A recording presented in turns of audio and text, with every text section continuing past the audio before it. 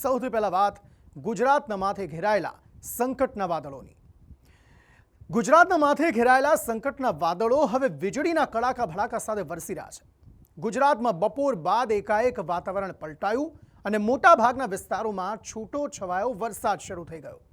ક્યાંક આંધી તૂફાન સાથે પવનનું જોર દેખાયું તો ક્યાંક વરસાદની સાથે કરાનો પણ માર થયો। મેમાં માવઠાનો માર, મિની વાવાઝોડા સાથે કરાનો માર, કુદરત સામે ખેડૂત લાચાર। ગુજરાતમાં પ્રી મોન્સૂન એક્ટિવિટીના ભાગરૂપે અત્યારથી જ જાણે ચોમાસું શરૂ થયું હોય તેમ ગાજવીજ સાથે વરસાદ શરૂ થયો છે।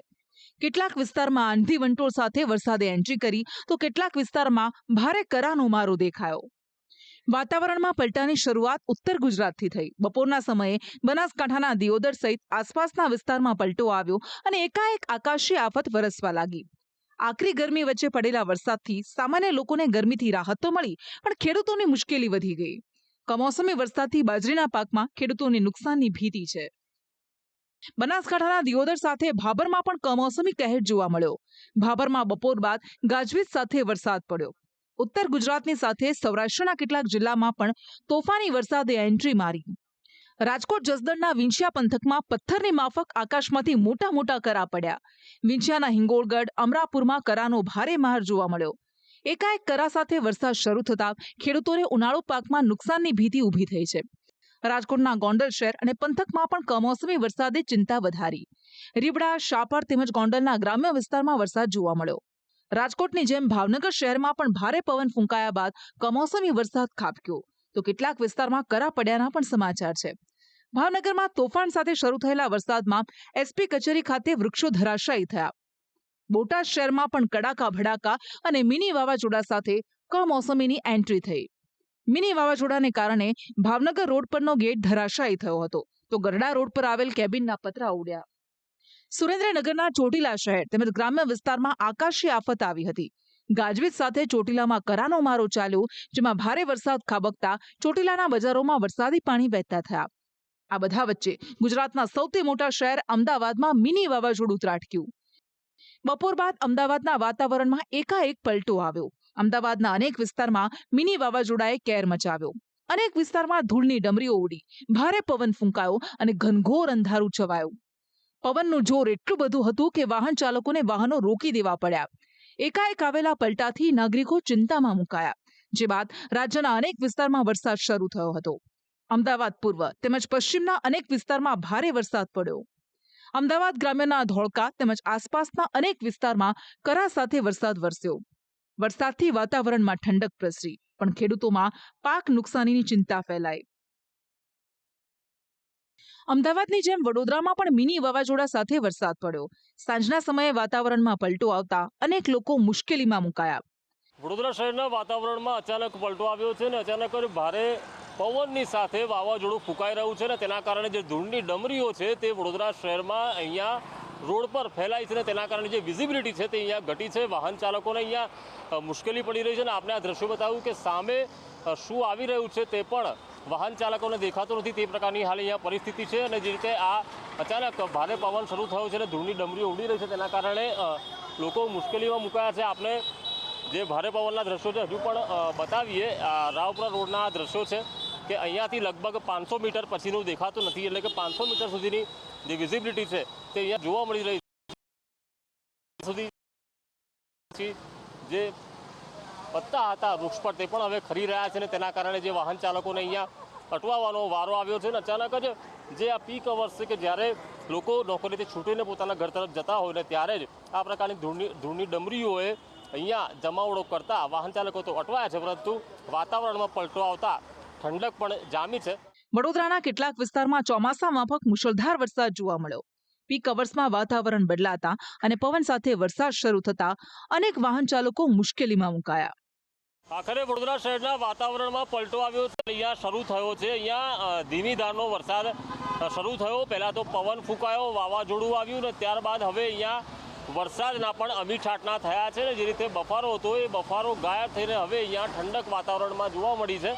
આપણે દ્રશ્યો બતાવીએ કે આજે નોકરી ધંધેથી છૂટવાનો સમય હોય છે ને તેના કારણે આ વરસાદ અને ભારે હવાથી બચવા માટે જે લોકો છે તે બસ સ્ટેન્ડ કે જે પણ શેડ મળે અથવા તો જ્યાં પણ સહારો મળે ઊભો રહેવાનો ત્યાં લોકો ઊભા રહ્યા છે, બચવાનો પ્રયાસ કરી રહ્યા છે.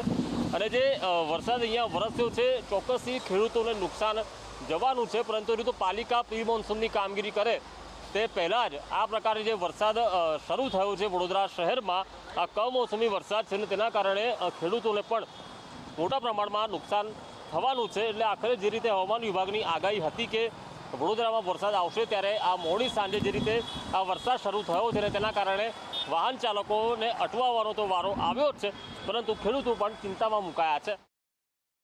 મધ્ય ગુજરાતના આણંદ સુધી વાતાવરણમાં પલટાની અસર જોવા મળી.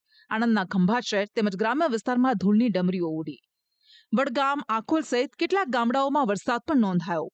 આકાશી આફતથી બાકાત રહ્યું દક્ષિણ ગુજરાત. દક્ષિણ ગુજરાતના ભરૂચ સિવાય બીજે ક્યાંય વરસાદ નથી પડ્યો. જોકે ભરૂચમાં પણ કરા સાથે દે ધનાધન જોવા મળી. અનેક વિસ્તારોમાં કમોસમી વરસાદ પડતા ખેડૂતો ચિંતામાં મુકાયા. આકાશી આફતે સામાન્ય નાગરિકોને તો ગરમીથી રાહત આપી છે, પણ ખેડૂતોની હાલત કફોડી બની છે. ખેતરમાં ઊભો પાક બરબાદ થઈ રહ્યો છે, તો યાર્ડમાં મૂકેલી જણસ પલળી રહી છે. હવામાનની આગાહી જોતા યાર્ડના સત્તાધીશો દ્વારા ખેડૂતોને તાડપત્રી અને પ્લાસ્ટિક સાથે લાવવાની સૂચના અપાઈ રહી છે. મહત્વનું છે કે રાજ્યના હવામાન વિભાગે આકાશી આફતની દહેશત પહેલા જ વ્યક્ત કરી હતી. જોકે આજે વધુ માહિતી આપતા રાજ્યના હવામાન વિભાગે જણાવ્યું હતું કે આગામી 9 મે સુધી ગુજરાતે સાચવવું પડશે. હવામાન વિભાગે આગામી 5 દિવસ કડાકા ભડાકા સાથે વરસાદની શક્યતા વ્યક્ત કરી છે. आज का जो फोरकास्ट है आने वाला अगले 5 दिन तक थंडरस्टॉर्म का वार्निंग है, मतलब 5th मई से लेकर 9th मई तक. और डे 1 डे 2 में आपका 5th मई और 6th में हेल स्टॉर्म का भी वार्निंग है. और गेल विंड स्पीड रहेगा 52 60 किलोमीटर प्रति घंटा में विंड स्पीड भी रहेगा. थंडरस्टॉर्म जो है उसको लाइटनिंग के साथ रहेगी. और जो डिस्ट्रिक्ट इसमें आपका आ रहा है वो हेल में जो डिस्ट्रिक्ट आ रहा है वो कच्छ, मोरबी, राजकोट, सौराष्ट्र कच्छ में. और गुजरात रीजन में जो डिस्ट्रिक्ट आ रहा है बनासकांठा, साबरकांठा, अरावली, माहीसागर, दाहोद, पाटन, मेहसाना और पंचमहल, ये डिस्ट्रिक्ट में आपका हेल स्टॉर्म के साथ थंडरस्टॉर्म विथ लाइटनिंग का वार्निंग दिया गया है. इसमें ये ऑरेंज वार्निंग दिया गया है. और जो गेल विंड स्पीड रहेगा 50 से 60 किलोमीटर प्रति घंटा में रहेगा. જોકે જાણીતા આગાહીકાર અંબાલાલ પટેલ કહી રહ્યા છે કે આગામી 5 દિવસ નહીં કે આખો મે માસ તોફાની રહેશે, જેમાં એક આફત 11 તારીખે તો બીજી આફત 24 તારીખે આવશે, જેમાં આંધી મુશ્કેલી વધારશે. મે માસમાં પ્રી મોન્સૂન એક્ટિવિટી શરૂ જ રહેશે. તારીખ 11 મેથી 20 મે વચ્ચે પ્રી મોન્સૂન એક્ટિવિટી વચ્ચે ભારે આંધી વંટોળ થશે અને આંધી વંટોળનું પ્રમાણ વધુ છે. આ વખતે આંધીઓનું પ્રમાણ વધારે આવશે અને પવનની ગતિના કારણે લગભગ બાગાયતી પાકોને નુકસાન થવાની શક્યતા રહેશે. અને ત્યારબાદ તારીખ 24 મેથી 4 જૂન વચ્ચે અરબી સમુદ્રમાં હલચલ થવાની શક્યતા રહેશે. અરબી સમુદ્રમાં પણ એક સાયક્લોન હળવા પ્રકારનું બનવાની શક્યતા રહેશે. અને તેનો માર્ગ જો પાકિસ્તાન તરફ થઈને કચ્છ તરફ હોય તો સૌરાષ્ટ્રના ભાગોમાં પણ વરસાદ થવાની શક્યતા રહેશે. આમ હાલ ગુજરાતમાં તોફાની પવન અને કરા સાથે વરસાદનું જોર જોવા મળી રહ્યું છે. ગુજરાતના મોટાભાગના જિલ્લાના વાતાવરણમાં પલટો આવ્યો. કરા સાથે વરસાદ પડતા ખેડૂતો ચિંતિત છે. જોકે આફત આગામી 1 મહિનો હેરાન કરે તેવી શક્યતા છે. ત્યારે આકાશી આફતથી ગુજરાતે સાવધાન રહેવાની જરૂર છે. બ્યુરો રિપોર્ટ, સંદેશ ન્યૂઝ. અને હવે વાત એક એવા લગ્નની જેની જાને આખા ગુજરાતમાં ભારે ચર્ચા જગાવી છે. આમ તો દરેક લોકોએ લગ્નની જાન તો જોઈ જશે. મોટાભાગે લગ્નમાં જાનમાં વરરાજા ઘોડા પર હોય છે અને જાનૈયાઓ પગપાળા. જો જાન દૂર સુધી લઈ જવાની હોય તો પછી તેમને વરરાજા સહિત જાનૈયાઓ ગાડીમાં તમે જોયા હશે. પણ ક્યારે તમે કોઈ વરરાજાની નાવડી જોઈ છે? ત્યારે આજનો એજન્ડામાં તમને બતાવીશું વરરાજાની નાવડી અને તેની પાછળની આખી ચોંકાવનારી કહાની.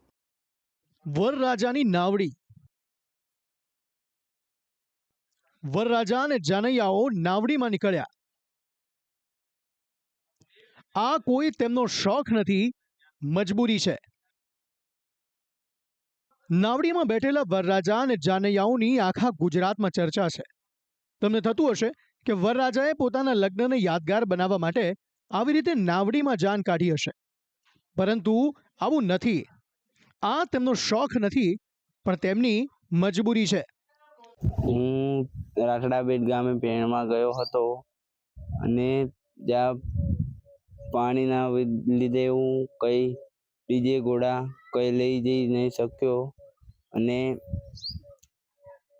ત્યાં મારા જે જીવનના શોખ હતા એ અધૂરા રહી ગયા. હું મારું એટલું કહેવાનું કે ત્યાં પુલ બનાવે સરકાર તો સારામાં સારું. ટીવી સ્ક્રીન પર દેખાઈ રહેલા વરરાજા મહીસાગરના કડાણા તાલુકાના અંતરિયાળ ગામડા રાઠડા બેટના છે. કહેવાય છે કે કડાણા તાલુકાના રાઠડા બેટ અને ચાંદરી ગામ હજી 18મી સદીમાં છે, કારણ કે આ બંને ગામોની ભૌગોલિક સ્થિતિ એવી છે કે તે કડાણા ડેમની ખૂબ નજીક છે, જેના કારણે બંને ગામ ટાપુ બન્યા છે. બંને ગામોની આસપાસ કડાણા ડેમના પાણી ફરી વળે છે. આ ગામ સુધી પહોંચવા માટે કોઈ રસ્તો નથી કે પુલ નથી. 700 લોકોની વસ્તી ધરાવતા રાઠડા બેટ ગામમાં અવરજવર માટે એકમાત્ર સાધન નાવડી જ છે. કોઈને જાન લઈને જવું હોય કે પછી બાળકોને શિક્ષણ કાર્ય અર્થે કે પછી બીમારને હોસ્પિટલ, તમામને મજબૂરીના માર્યા સેફટી વગરની આવી જોખમી બોટમાં મોતની સવારી કરવી પડે છે. ગામના લોકો પાસે બાઇક કે બીજું કોઈ વ્હીકલ હોય કે ન હોય, પણ ગામના દરેક ઘરે નાવડી જરૂર છે, જેનાથી તે રોજિંદી અવરજવર કરે છે. કડાણા તાલુકાનું આ રાઠડા બેટ ગામ છે, જે આજે 21મી સદીમાં પણ વિકાસ ઝંખી રહ્યું છે. હું કેમેરામેનને કહીશ કે દ્રશ્યો બતાવવા માગીશ. હું સંદેશ ન્યૂઝ અહીંયા ગ્રાઉન્ડ ઝીરો પર પહોંચ્યું છે. હું તમને દ્રશ્યો બતાવવા માગીશ કે જ્યાં કડાણા ગામ ગ્રામ્ય વિસ્તારમાં આવેલું આ રાઠડા બેટ ગામ કે જ્યાં લોકો કયા પ્રકારની અવરજવર કરે છે. સામે કિનારે જવા માટે આપ જોઈ શકો છો તે પ્રમાણે લોકો નાવડીમાંથી ઉતરી અને પોતાના ઘરે જઈ રહ્યા છે, કારણ કે અહીંયા વાહન વ્યવહારની કોઈ સુવિધા નથી અને જેના કારણે જ કહી શકાય કે વાહન એટલા માટે નથી વસાવવામાં આવ્યું કારણ કે અહીંયા પુલ અથવા તો રસ્તાની વ્યવસ્થા નથી. તેથી ગામ લોકો દ્વારા આજના આધુનિક જમાનાની અંદર પણ વાહનની વ્યવસ્થા તેમની પાસે નથી. અહીંયા કેટલાક વાહનો છે પણ નદીના કિનારે જ મૂકી દેવામાં આવે છે, કારણ કે ત્યાં ગામ સુધી જવા માટેનો કોઈ રસ્તો ન હોવાના કારણે, કોઈ વિકલ્પ ન હોવાના કારણે અહીંયા વાહનો નદી કિનારે જ મૂકી દેવામાં આવે છે. બીજા દ્રશ્યો હું આપને એ પણ બતાવવા માગીશ કે અહીંયા મહિલાઓ પણ પોતાના પરિવારને સાથે નાવડીમાં બેસીને પેલી પાર જઈ રહી છે, કારણ કે આ મહિલાઓ પણ આ નાવડીનો ઉપયોગ કરે છે. આ ગામના લોકો માટે નાવડી એક જીવનનો આધાર બની ગઈ છે. કહી શકાય કે અહીંયા વસતા ગામના લોકો માટે નાવડી જ એક જીવન છે. ત્યારે ગામ લોકો દ્વારા અવારનવાર સરકારમાં પણ રજૂઆત કરવામાં આવી છે. ચૂંટણી વખતે નેતાઓનું પણ ધ્યાન દોરવામાં આવ્યું છે, છતાં પણ અહીંયા પુલ બનાવવામાં નથી આવ્યો, રસ્તો બનાવવામાં નથી આવ્યો, ને જેના કારણે જ આજે ગામ સરકાર પાસે અપેક્ષાની મીત માંડીને બેઠું છે કે તેમને એક પુલ બને, જેનાથી ગામનો વિકાસ થાય, આધુનિકતાનો તેઓ લાભ લઈ શકે. ચૂંટણી ટાણે નેતાઓ વોટ માંગવા પણ અહીં આવે છે. આ વિસ્તારના મતદારોને રીઝવવા પુલ બાંધવાની લાલચ પણ આપે છે, પરંતુ નેતાઓ ચૂંટાઈ ગયા બાદ બદલાઈ જાય છે અને ફરી ડોકાચિયું કરવા પણ આવતા નથી. આજ દિન સુધી આ લોકોની સમસ્યાનો કોઈ પણ અધિકારી કે પદાધિકારી નિકાલ કરી શક્યા નથી. આજના ડિજિટલ યુગમાં પણ રાઠવા બેટના લોકો જાણે ઈસવીસન પૂર્વે જીવતા હોય તેવું લાગે છે. તેમાં પણ ચોમાસામાં તેમની હાલત વધુ કફોડી બને છે. ચોમાસામાં પાણી વધી જતા દરિયા જેવો માહોલ બને છે. દરિયા જેવા તોફાન આવે છે. લોકો 2-3 દિવસ સુધી કાંઠા પર ઊભા રહે તેવી સ્થિતિ સર્જાય છે. આ નાવડીના લીધે આ વરસાદ પવનને આ તે માટે નાના છોકરા લઈ જવા માટે કોઈ ડિલિવરી કેસ હોય તે બધું આ નાવડીમાં અવર જવર કરવી પડે છે અને અમારે પુલ બંધાય તેવી સંભાવના થાય તો સારું. ત્યારે રજૂઆત કરી છે તમે સરકારને? વારંવાર રજૂઆત કરીએ છીએ પણ કોઈ કશું કરતું નથી. શું માંગણી સરકાર પાસે? પુલ થાય એવી માગણી છે અમારી.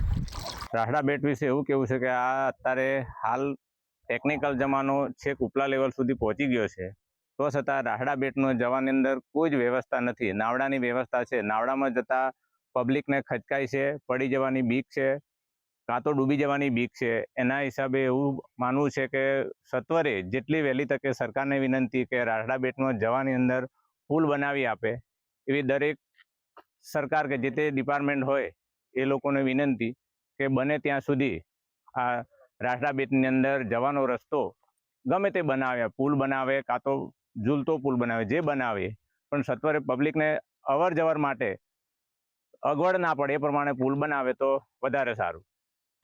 આમ 21મી સદીમાં પણ ગુજરાતના છેવાડાના ગામડામાં રહેતા લોકો હજી એ 18મી સદીમાં જીવી રહ્યા છે. રાઠવા બેટ ગામ પર હજુ સુધી કોઈની નજર પડી નથી. વીજળી પણ માંડ થોડાક વર્ષો પહેલા જ આવી છે. રાઠવા બેટના લોકો વર્ષોથી પુલની માંગ કરી રહ્યા છે, પણ તેમની હાલાકીની જાણે કોઈને પડી નથી. ત્યારે શું સમસ્યા એટલી મોટી છે કે તેનો ઉકેલ ન આવે? નેતા અને બાબુઓ ઈચ્છે તો આ થઈ શકે છે, પણ પ્રજાના પ્રશ્નોની જાણે કોઈને પડી નથી. ત્યારે રાઠવા બેટના પ્રજાની હાલાકી ક્યારે દૂર થાય છે તે જોવું રહ્યું. મહીસાગરથી કૌશિક જોશી સાથે બ્યુરો રિપોર્ટ, સંદેશ ન્યૂઝ.